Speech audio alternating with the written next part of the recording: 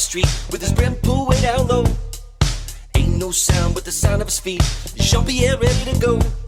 Are you ready? Hey, are you ready for this? Are you hanging on the edge of your seat? Out of the doorway, Sinema comes to the sound of the beat, yeah! Another one bites the dust. Another one bites the dust. And another one gone, and another one gone. Another one bites the dust. Hey, I'm gonna get you too. Another one bites the dust.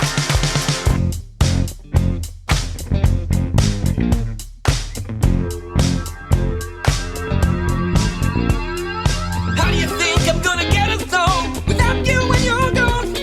You took me for everything that I had and kept me out of my own. Are you happy? Are you satisfied? How long can you stand the heat? Out of the doorway, the tweed trip to the sound of the beat. Look out! Another one bites the dust. Another one bites the dust. And another one gone, and another one gone. Another one bites the dust. Hey, I'm gonna get you too. Another one bites the dust.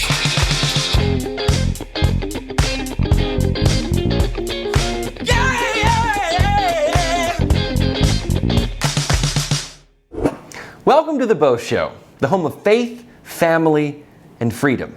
You've heard of Brexit, Great Britain's departure from the European Union. You've heard of Blexit and Jexit, which are black and Jewish people's exit from the Democrat Party.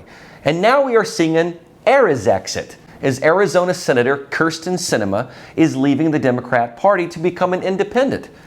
This is why I opened the show with a slightly altered version of Queen's hit, Another One Bites the Dust.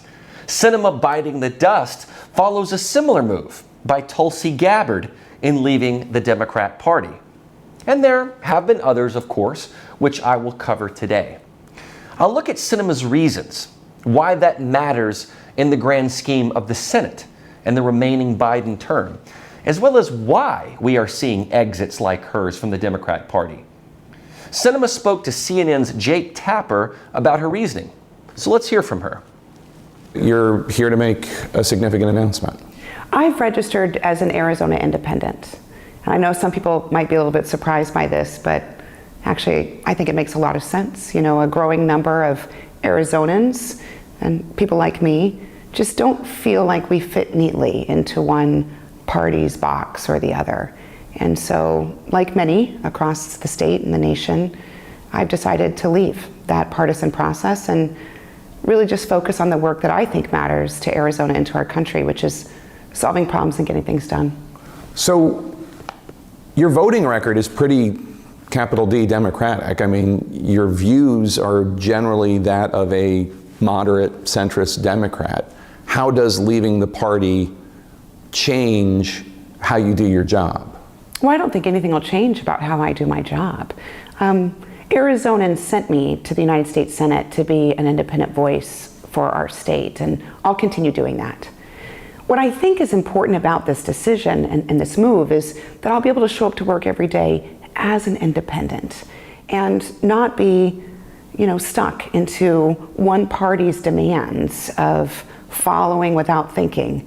And as we've seen in recent years, both parties have created this kind of requirement or a pull towards the edges that you just unthinkingly support all of one party's viewpoints. It's made it difficult to find folks who are willing to work together and solve problems. Now, as you know, Jake, we've been able to do a lot of bipartisan work over the last couple of years, and I'm incredibly proud of that. And I think it's important for folks across my state and frankly across the country to say, yep, there's someone that's kind of like me, doesn't fit neatly into one box or the other, but is standing up for their values, for what they believe in, and is doing it without trying to get one over on the other party or beat the other guy. So she's saying that she wants to get out of the two-party mold so that she can be a true independent. She feels she represents many Arizonans who don't fit in that two-party mold. I read an analysis by MSNBC's Steve Bannon, not to be confused with Steve Bannon. The two could not be more ideologically different. Bannon thinks that Sinema abandoned the Democrat Party because she created the conditions that led to it. He contends that she governed as a centrist to impress Republicans and their donors in what has traditionally been a red state and the land of John McCain and Barry Goldwater.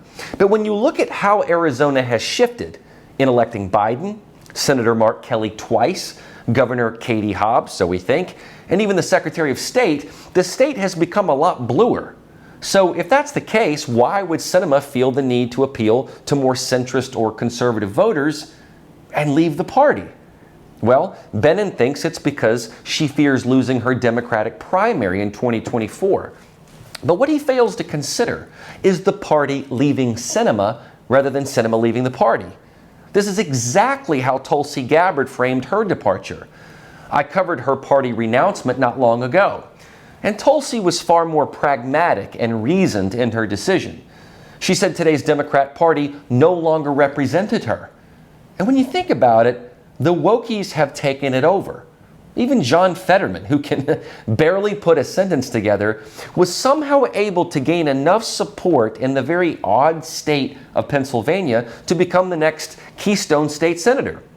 But you can look at other defectors too. Look at Congressman Jeff Van Drew, whom I've referenced in the song, who switched to the Republican Party under the Trump administration. And also look farther back at Senator Joe Lieberman, who switched from Democrat to Independent. And that was well before all this woke nonsense started. Take a look at this chart from 538, which shows how members of Congress fared when they switched parties. Many of them got reelected, other than Arlen Specter, who went from Republican to Democrat.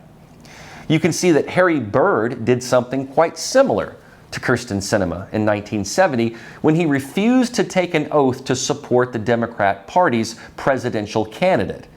He still caucused with the Dems, however. And then there are those who are not in the halls of Congress, but previous Democrat voters who have changed their tune. One of those is podcast host Dave Rubin, who also echoed that the Democrat Party left him rather than him leaving the Democrat Party. If you watch any of Rubin's content, you will know that he regularly speaks about how the party has just pushed so far to the left that he can't stomach it anymore. The biggest one in my view is Elon Musk, who said he won't be voting Democrat anymore, at least in this next cycle. I think it was his 30,000-foot view of the American political landscape, coupled with bad policies, that drove him away. And now that he is sole-handedly upending the social media world by showing us what went on behind closed doors in the media Silicon Valley complex, it will likely only further push Musk to the right. Not because he's some MAGA guy, but because the left is undoing America. It has become a party of obstacles rather than solutions. Musk, for so many reasons, should still be a card-carrying Democrat. It suits his wealthy lifestyle and friends and the Democrat clique, but on principle, he is pulling the wool from his eyes. And perhaps the same is true of Sinema. I don't see how her recent shift has too much political motive, because while the GOP might wish her to vote more their way, it's not like she's switching parties to get the Republican vote in the state. It is possible that Sinema feels that she can run as an independent in a state that has become very purple. But it could also be that she just doesn't want to be forced to vote for things she thinks are bad. You know, we saw Sinema and Joe Manchin vote against the Biden agenda several times, which caused roadblocks in what should have been an easy rubber stamp in a Democrat-held Senate. But this shakes things up, because with the recent Raphael Warnock win in Georgia, Dems will hold a 51-seat advantage, making Kamala Harris's tying vote unnecessary. But now, if you take away Sinema and Manchin balks on anything, they no longer have that rubber stamp. I think that's the big story here. Democrats thought that it was so great that they held on to the Senate in the midterms. But as we have seen, that majority is not a guarantee of anything. And with a Republican House come January, we are certain to see some massive changes there, and bills that come over to the Senate that don't have that Pelosi push. All that Green New Deal crap that came out of the House and got stonewalled in the Senate won't be there anymore. Sinema's exit is significant because Senate Democrats will not be able to always count on her vote for certain legislation.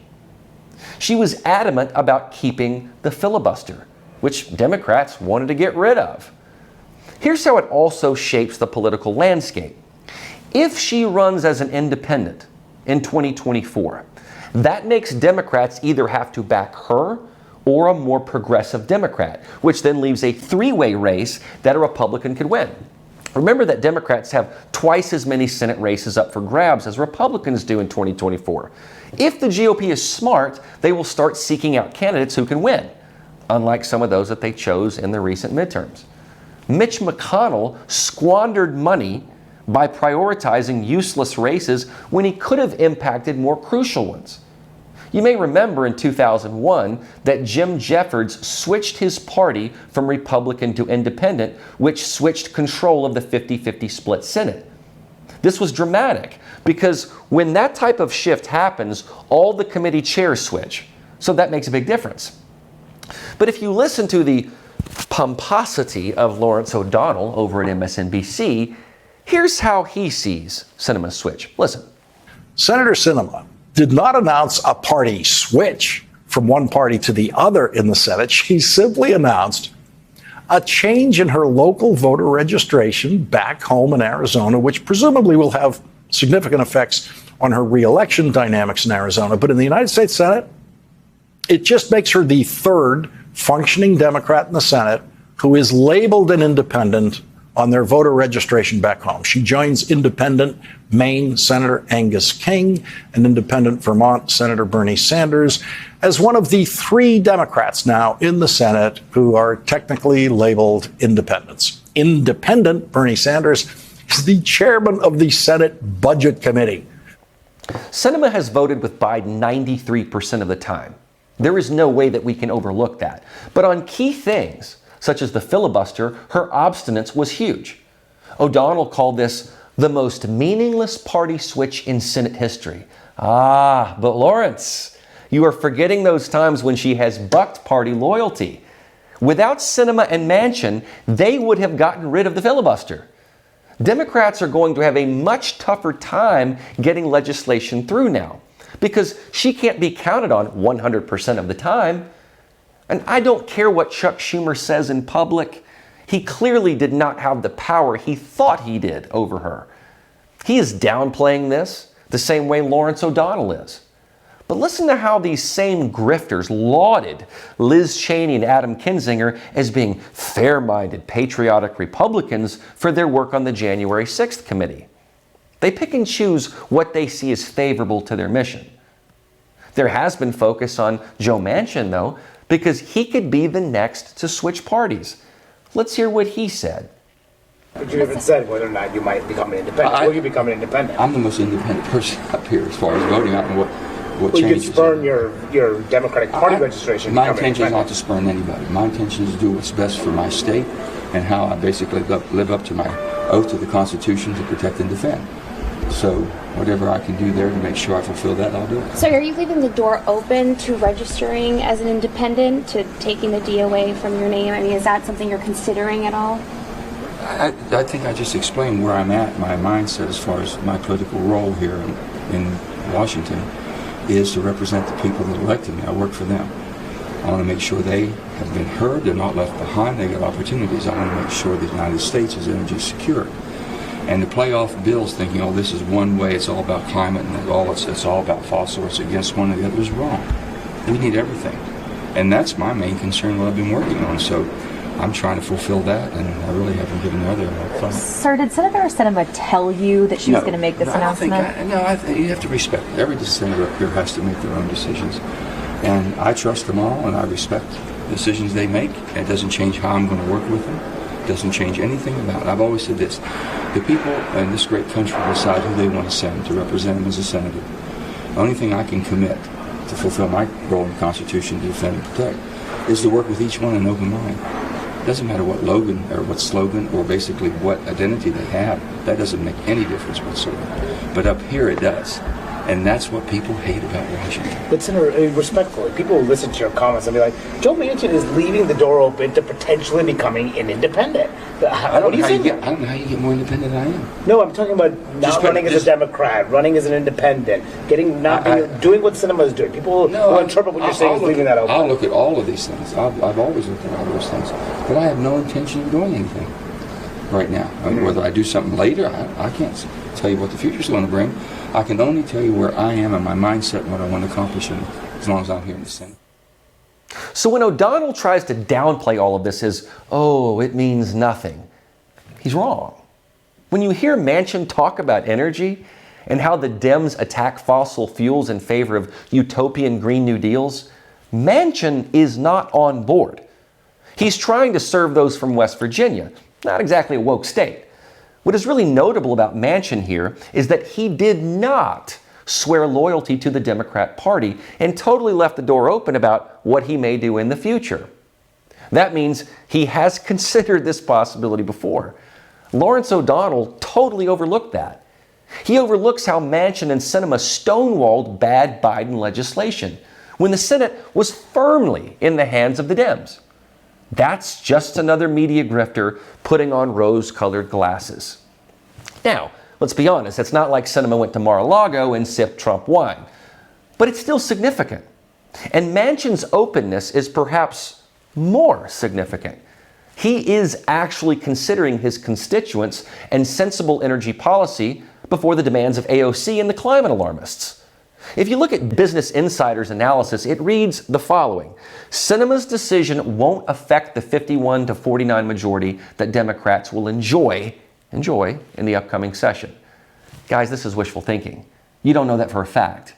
I bring this to your attention because it's not just the news story of Sinema leaving, it's the way the media is portraying it. They don't look objectively at it. I can't even find articles that mention Tulsi Gabbard's recent departure in context of the Sinema news. They barely talk about Joe Lieberman's party switch. If you'll notice, you don't see nearly as many people going from an R to a D. It's far more common to go from a D to an R or a D to I. And that's my point here. When I sing Another One Bites the Dust, it's because while it may not be some major dynamic shift, it does signify that the Democrat Party has been overtaken by woke ideologues who are hurting America. And even if in name only, the Sinema move is a blow to Democrats, regardless of what they say. Even if Sinema is thinking of her political future, it means that she is unwilling to yield to the demands of the radical left. And no matter how you spin that, that's actually a good thing. If she started palling around with the squad, perhaps we would have reason to worry. The media grifters will say this means nothing. And for some legislation, perhaps that's so. But for other more radical things, Sinema's move is not just symbolic. She isn't a Bernie Sanders who is so far to the left that he can't even be called a Democrat, so he became an independent. In fact, he holds Sinema responsible for blocking some of this recent budget and filibuster legislation. And it kind of puts some pressure on Joe Manchin, who, if he's being honest, should represent his constituents, who are really more conservative and want the U.S. to become energy independent again. Notice that he committed no party loyalty when he was asked. The liberals know that they have a new friend in hoodie-clad John Fetterman in the Senate, provided that, someone reminds him what to vote for and walks with him in there. And then I zoom back out to what Elon Musk is doing over at Twitter. His exit from being a Democrat is actually more significant because he is pulling back the veil of Democrat collusion.